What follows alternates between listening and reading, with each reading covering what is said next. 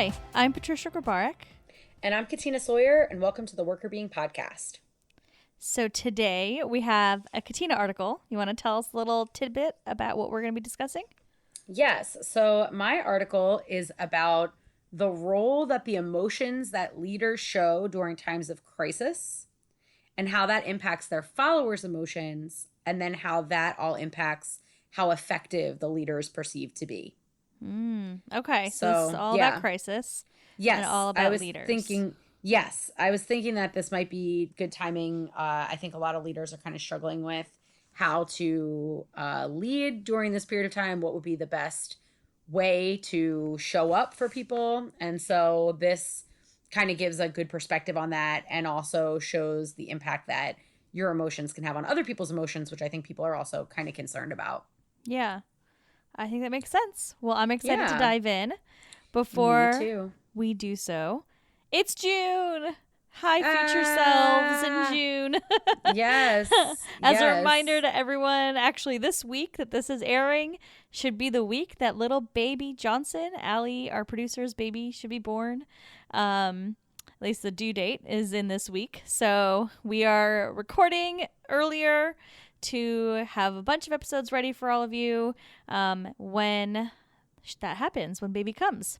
So hello to everybody in June. And hello to the baby. Baby, little girl. If you can hear us. I really hope that baby and mom are not listening to this podcast right now. Yeah, that would be problematic. Like, she can find other ways to spend her time as a new mom. And I'm sure the baby has other ways of spending her time as well. Yes. Definitely. It's very true.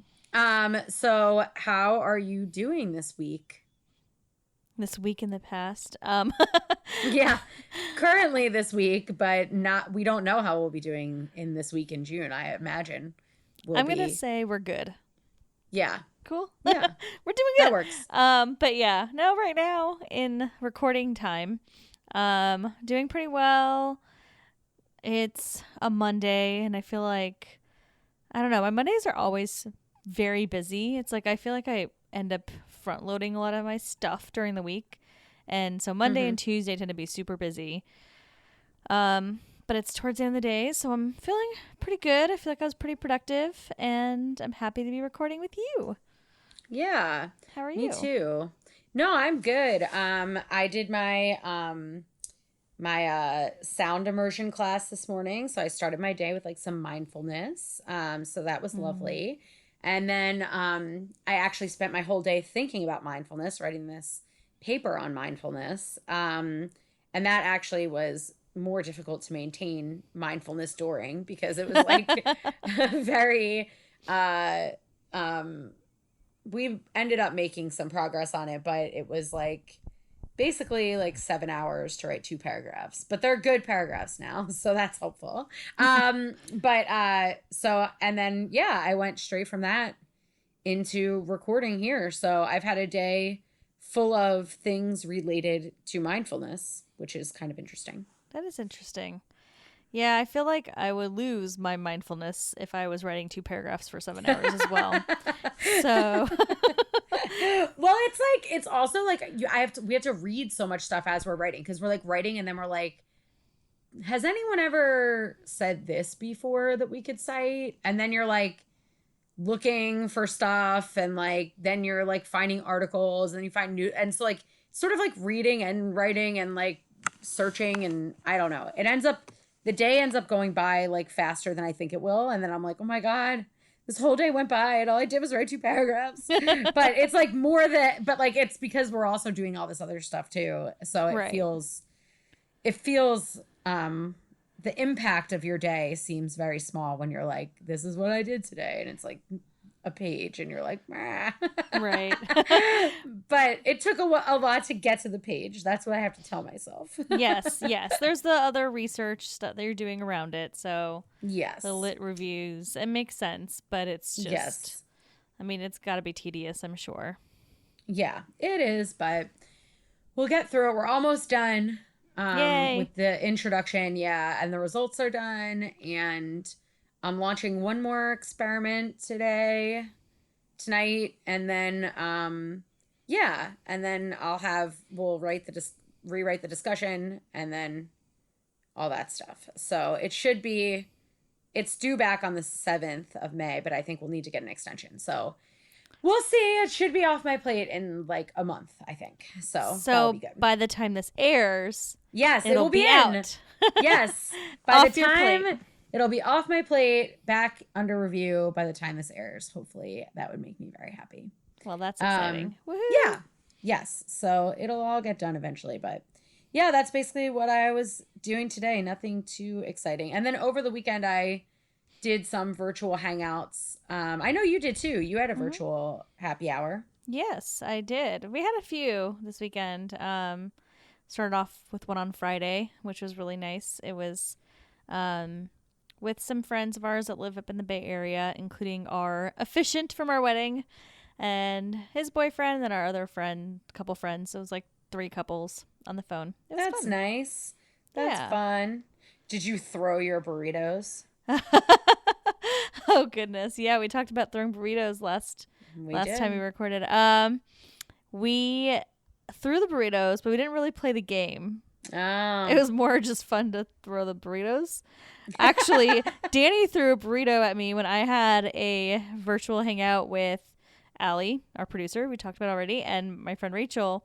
So they're both my friends from high school, and we were on Zoom, and I got hit in the face with a burrito. Rude. That is rude. He wasn't aiming for my face, luckily, but because all of a sudden I get hit in the face, I just hear him go. I was like, "Oh gosh!" So I think it surprised him when it hit me in the face too. Yeah. So everybody's like, "Why is he throwing burritos at your face?" Luckily, these burritos are very soft. It's not like an actual burrito. It's a game. Yes. So for anyone who didn't listen to the last episode, it's a game called Throw Burrito. It has like these squishy burritos. I did not get like an actual burrito thrown at my face. Even though that visual is kind of hilarious. I just imagine it breaking and beans flying everywhere. An actual burrito to the face sounds absolutely terrible. Sour cream just like dripping down your chin. It would just...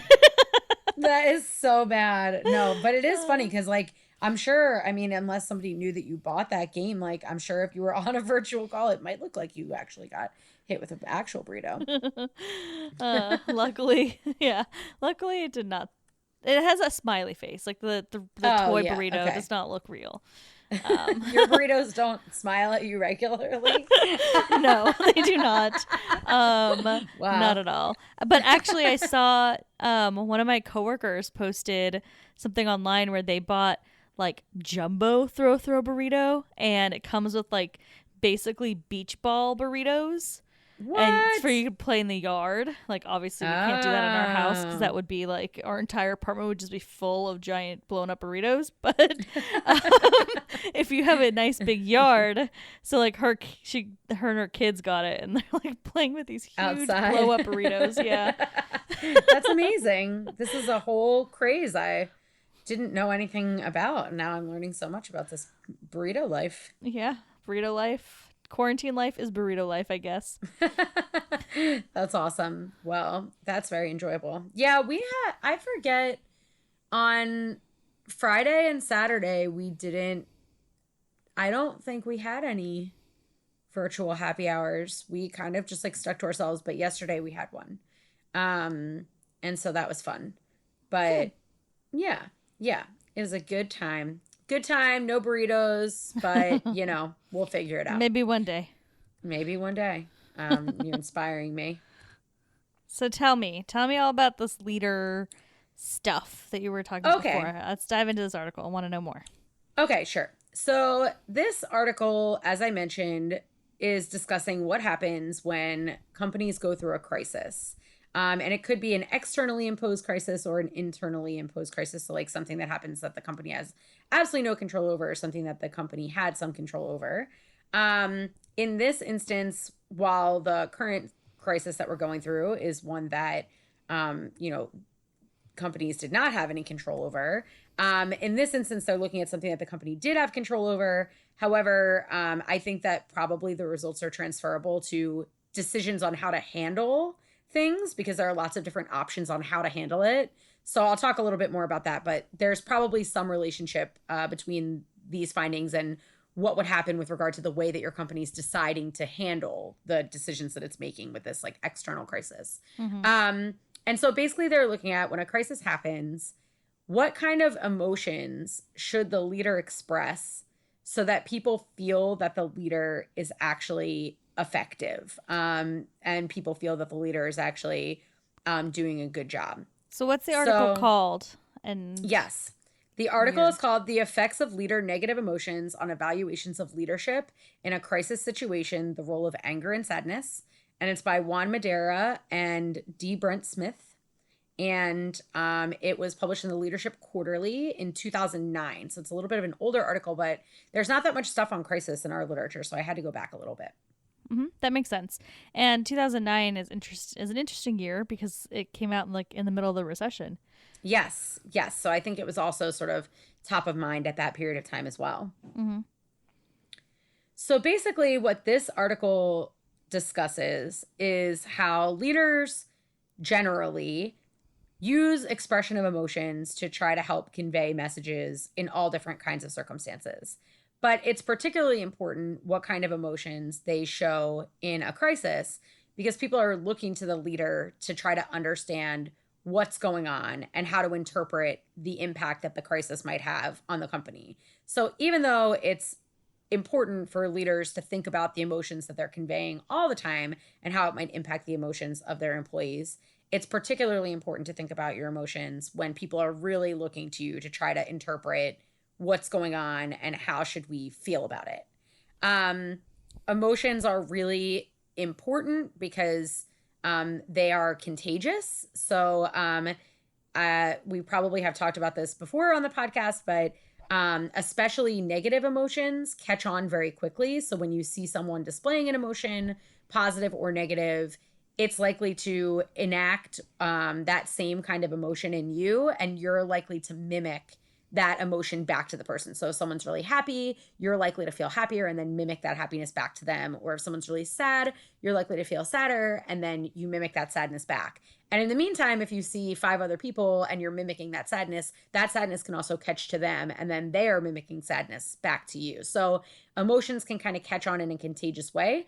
And that's one reason why it's important for leaders to be aware of the influence of their emotions, because people pay specific attention to leaders' emotions given they're in charge of kind of setting the tone. That makes a lot of sense. I'm just thinking I'm thinking of other types of crises outside of just what we're dealing with COVID-19. But if there's a layoff, for example, right? People look to their leaders after the layoff's over. They look to their leaders and the emotions they're expressing and the emotions they're feeling to understand, should I still be scared? Is it going to be okay? Was it actually a decision that made sense? How are they reacting? Especially if you're not at the very, very top leadership levels, right? So if you're reporting to someone that got this message reported down to them, you often will look to your boss to see what that emotion is, to know how you should be feeling about the bigger picture. And layoffs, I think, are just an easy example, but it could be about anything that's going on in the company, restructuring and, acquisitions, all those kinds of things, can cause a lot of fear and anxiety. And people will look to see, how do their leaders react? How do they behave? What are their emotions, so that they know how to react to? Yeah, definitely. And so, since leaders are in particular spotlight, their emotions are particularly catchy and particularly influential on the way that the group moves forward with how they feel. So if you're a leader, it's really important to be aware of your emotions, because you're setting in motion similar emotions to a greater extent than other people in the organization might be. So with that being said, in a crisis, there are a lot of different emotions that are usually going on. And being conscious about what kinds of emotions you display is particularly important because, as we're saying, leader emotions are particularly catchy, but also because people are particularly panicked and feeling ambiguous and looking for guidance in a crisis situation. So there are 2 reasons why the emotions are the role of emotions is particularly heightened in a crisis period of time. So this, as the title suggests, the article looks at the impact of sadness and anger in responding to a crisis. And it also looks at the combination of sadness and anger, so demonstrating them both at once. And what it basically argues, or it wants to examine, is whether or not either of these emotions would be sufficient in themselves, and whether or not the combination of emotions might be the most productive. And the reason they feel that way, they set out to sort of look at this, is because sadness might be an emotion that leaders could show in a time of crisis that could, on one hand, demonstrate weakness. So people might think, oh, if this person's just like sad and crying or whatever, like they don't have a plan, they don't have a solution, they're like wallowing in this. And so like that's not helpful, and they might not feel confident that the person knows how to solve it.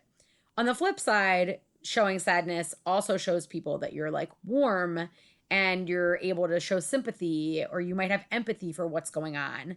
And so from that perspective, showing that you have some concern, and that you recognize the, the emotion underlying whatever the crisis situation is, can give people some signal that you're a human person that they can connect with and feel good about you like leading them, because that's going to be top of mind for you as well. So what they kind of thought was going to happen in the paper was that they predicted that sadness would actually have a negative impact on its own. But if you could find some way to address that perception of weakness in portraying sadness, that the combination of another emotion with sadness might be good, because it allows you to get the positive aspects of sadness, but make up for the negative aspects of sadness.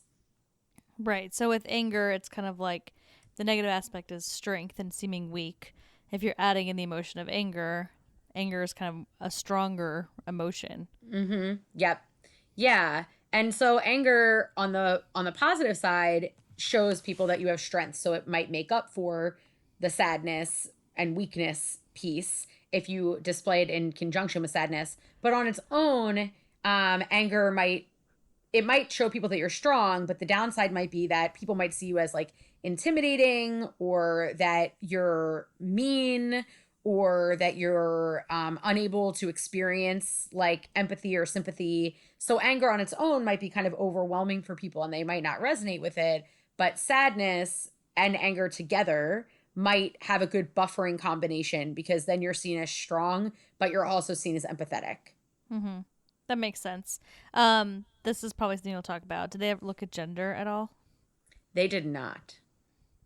So that's something that I think they should do. Yes. Okay. Yeah. And the reason why I'm bringing that up, just for everybody's sake, is there's differences in the way different genders are perceived when they express emotion, right? Like sadness is even more of a weakness for a woman than it would be for a man, for example. Anger can be more negative for a woman than for a man. So just thinking about that is something important to keep in mind as well. Yes. So they maintained the gender. So I'll talk a little bit about how they did the study in a second, but people read a story about a person. And so they kept the gender male across the stories, but they didn't control for the participant gender. So whether or not the gender of the participant impacted how they viewed the leader. Mm-hmm. Okay. So but the leader's always male. So the leader's always male. That makes sense. Yes. So they were interested in examining whether anger and sadness could sort of make up for each other in response to a crisis. And then they were also interested in how the combination of emotions that leaders portrayed actually made followers feel more or less positive. So we know that negative and positive affect, feeling a lot of negative emotions or feeling a lot of positive emotions are related to your wellness. So the more positive emotions you feel, the more positive things you recognize in your environment, and the better you feel. The more negative emotions you feel, the more negative things you notice in your environment, and the more stressed and focused in on negativity you become. So when you have an impact on followers to promote those kinds of actions, it has an impact on your followers' wellness because it can either put them in a good mood or it can put them in a bad mood. And what they were trying to look at was the extent to which the participants felt negatively about the way that the leader responded might provoke negative emotions. So on one hand, they might just catch whatever the emotion is that the leader gets. On the other hand, they might, if they feel like sadness is appropriate as an emotion, let's say, that might make them feel positively because they agree that that's the right thing to do for the leader to express that sadness. They feel positive about the leader's reaction. So they kind of went into this thinking that if the participants either felt that the emotion was the wrong emotion and or the emotion was negative, that would probably have the most negative impact. So you can portray a negative emotion, but if I feel positively about the fact that you portrayed it, that's probably a little bit better than portraying a negative emotion and feeling like, ooh, and also that was like not the right emotion, or that's not the emotion that I agree you should be expressing right now. Mm-hmm. That makes sense. So there's like two different types of emotions going on at the same time, right? Yes. The leader Yes. has an emotion and then you react to that emotion. That emotion Yes. is the right response, the wrong response. If it's the right response, I at least feel, even if it's sad, I at least feel good because that's what I think they should feel. Versus if they're sad and I think, oh, why are they sad? That's not right. That's going to make it worse. Yes, exactly. Yep. So, and then they felt like the affective response of the participant, if the participant was put in a worse mood from viewing the leader's response, then the worse mood they were in, the worse they would evaluate the leader, basically. Mm-hmm. And then they also added in another piece, which was that in this study, they looked at a product recall. So this was like an internal crisis, as I mentioned at the beginning. They didn't look at an external crisis like COVID or something that's more out of your control. So they also looked at the extent to which whether or not the leader took responsibility for and said like, I'm responsible for this product recall, if that changed the way that the emotions were responded to. So does it matter if I'm angry or sad in the face of taking responsibility? Is that something that matters to people when they're interpreting my emotions in a crisis? Mm-hmm. Okay. So what did they find? Yeah. So they had people go into the lab and they read basically a news clip vignette. And that basically described a corporate leader whose company is recalling their best-selling product. And the line either said, corporate leader Michael Worth says he does not accept or he does accept responsibility for the recall of the corporation's best-selling product. So that was the headline that they read. And in one condition, people saw that he didn't accept, and in another one, people saw that he accepted responsibility.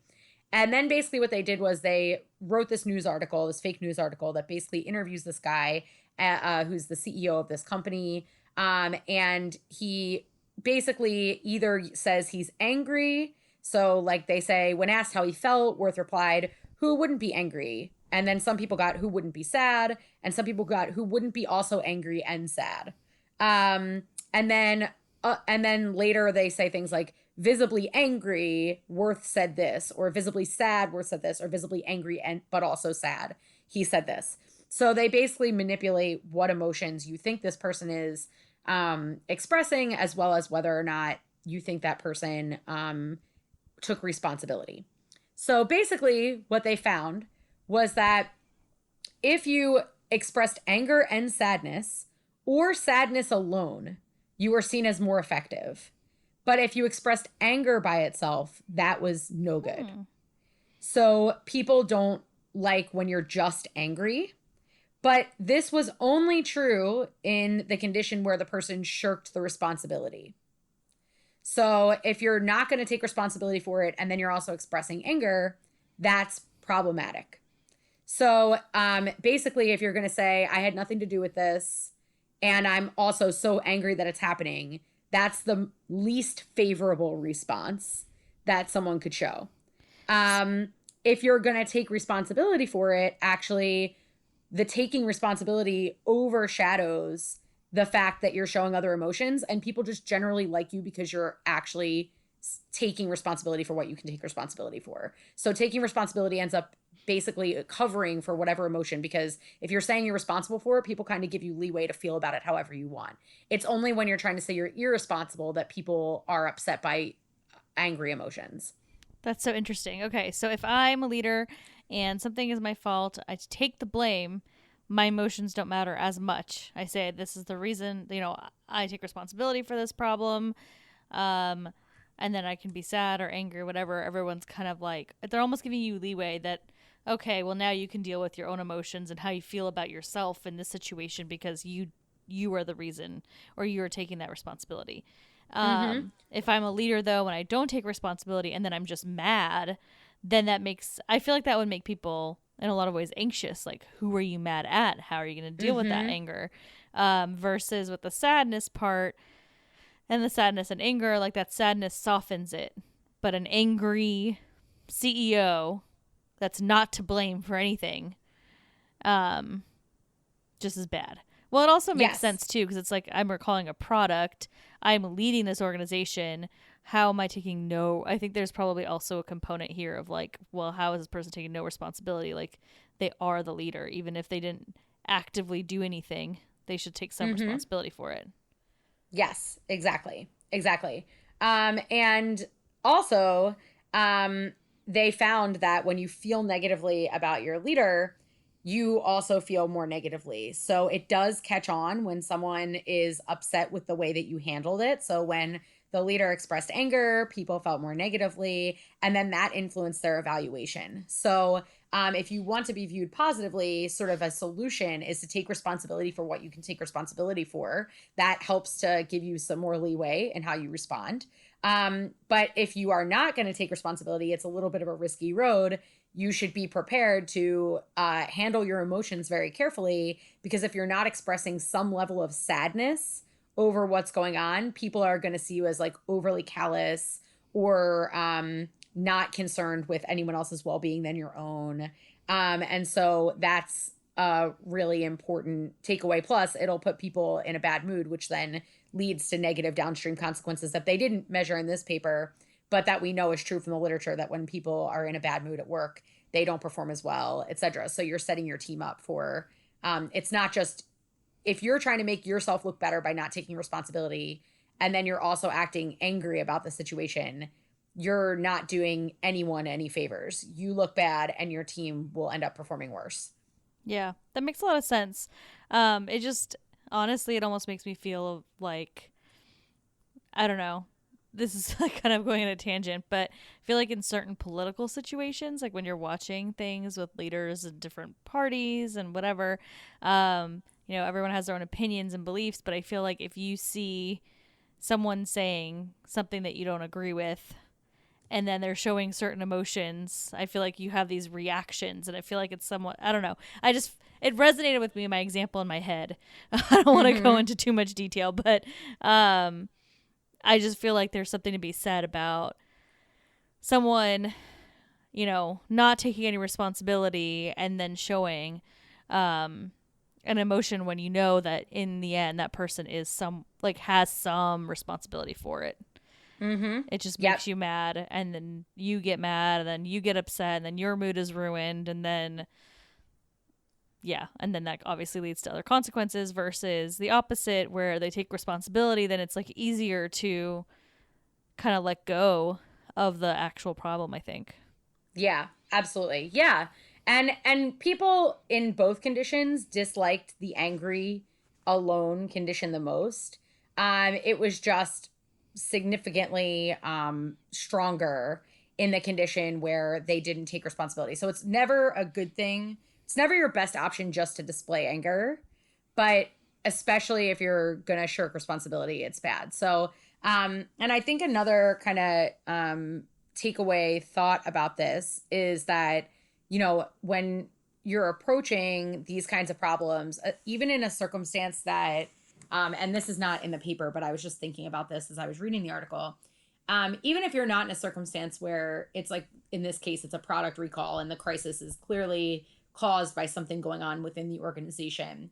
Even if it's something external, like we think about like COVID going on right now, right? Like, while no one can control exactly what's going on, companies do have options in how they handle it and how they communicate and what goes down. And Mm. also, like, you know, governors and the president, you know, like there's lots of people that have responsibility for how this thing is handled. And so, and it's not like you only have one option. So if you pick an option that doesn't go over well and then try to shirk responsibility for doing that, that's not a good thing to do. So even in situations that are out of your control, I would imagine that because people are still looking to you in the same way for guidance, your emotions are still going to mean something to them. And whether or not you accept responsibility for what is within your span of control is going to be heightened because of the crisis situation that you're in. It probably is still not a good idea to shirk responsibility for what you do have control over, even if you're not causing the crisis, if that makes sense. That does make sense. It makes me think about like one thing I've been thinking a lot about during this whole COVID crisis is cash flow of businesses, right? And how does that money get used at, big profits at the end of the year? Are they being divvied up to stakeholders and shareholders? What bonuses are going out? Things like that. Things that people are not, or companies are not holding on to money to save in situations like this. And I feel like we're seeing these examples just play out like crazy right now, where there's a lot of examples of companies that maybe had huge profits, but then that money is not in their bank as a business. It's gone to people, right? And so now when those profits would be very helpful to maintain the business, there's no money to actually do that. Mm-hmm. And that is something that even if the leaders of the company cannot predict that they're going to need that backup cash in 2020, that is a decision that was made that the leaders do have responsibility over. And so in my personal opinion, the way that I'm watching things, I'm like, okay, like you can't just say, well, we have to furlough everybody because we just don't have the money. And then like, that's it. And you don't feel, and there's no responsibility taken. And maybe you're like, to this point of showing anger, maybe you're showing anger that like you have to do this and it sucks, but if you're not taking responsibility, like you as a leader that has to implement these really tough things, you do have some responsibility. Unless if your business wasn't making a profit, that's a whole different story. But if you are one of those companies where you have a big profit and there's no allocation for emergency situations, then it is your responsibility. And you might be really sad and upset and angry that you have to furlough employees, for example. But if you're not being upfront with that being something that you're to blame for, you have some control over, I could see how the followers would get even more upset. And so then now you're furloughing people that are angry with you and are in even worse moods. I mean, even furlough is already bad, but now they're angry at you because you're not really being upfront and like taking some ownership and responsibility for the way that money was allocated at the end of the fiscal years. And so now your furloughed people are just pissed off at you too. That doesn't really help you when when you want them to come back. Yeah, 100%. I think that that's a really great point, because that's kind of what I was thinking about too, that even though this article was about stuff that's internally, driven, it doesn't mean that there's like zero responsibility for your response to an external crisis, and that people aren't looking to like their organizational leaders and saying like, well, how did our company handle this? And I think some companies will come out ahead and other companies will not, in terms of how favorably people view them after this is over. And so, and obviously for some companies, depending upon the industry, it might be really difficult to be able to continue to do business as usual. But in other industries or other companies, there might be a little more leeway. And if people are seeing other folks that are in similar industry handle things differently and they're unhappy with your response, instead of trying to shirk the responsibility for it, it would probably be good to own up, and, let people know that, this was a really upsetting time. You're really sad about how things were handled. You're frustrated on their behalf. And that the only thing you can do is move forward together into like a better tomorrow. Like that, the article suggests that that would probably be your best bet. Yeah, that makes a lot of sense. And I do think it's very relevant. So, any leaders out there listening right now, you know, if something didn't go perfectly, if you maybe didn't make the right decisions or the organization didn't make the right decisions right away, you can recover from it and talk about, you know, how you're feeling, it's sadness and anger, but making sure that you're owning up to the fact that you made those decisions. And no one's going to do everything perfectly in this current climate, in this current crisis. But that doesn't mean you have a free pass. People will want you to own up to the things that you did do that maybe weren't the best. Yeah, that's accurate. Super interesting. Well, is there anything else that we should know or think about from this article? No, I think that's about it.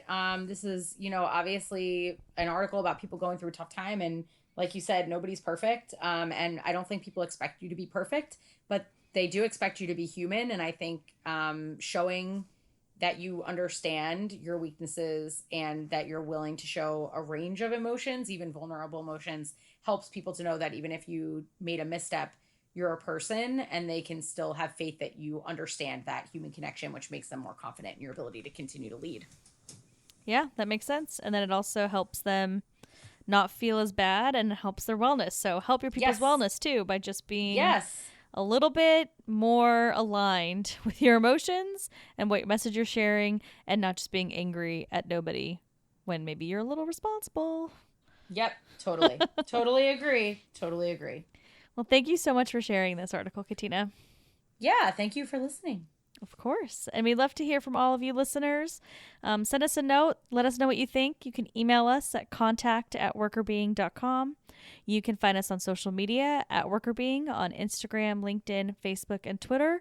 And always, you can find us on our website, which is workrbeeing.com. So thank you so much for listening. The Workr Beeing podcast is hosted by us, Patricia Grabarek and Katina Sawyer, and produced by Allie Johnson.